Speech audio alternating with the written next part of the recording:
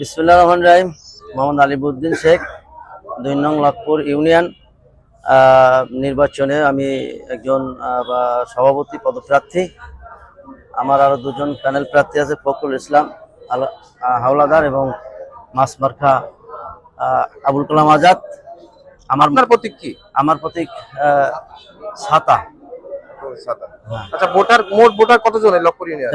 459। আচ্ছা, ভোটারের উপস্থিতি কেমন আর কাউন্টিং কেমন? আমার মনে হচ্ছে যে উপস্থিত না 98% হবে। উপস্থিত সংখ্যা ভালো এবং ভোট খুব সুন্দর পরিবেশে অনুষ্ঠিত হচ্ছে, কোনো ঝুট ঝামেলা নাই। আর এখানে আমাদের যারা উপস্থিত ভোটার আছেন অবশ্যই আমাকে জয়লাভ করবেন। জয়লাভ করার পিছনে একটা কারণ আছে।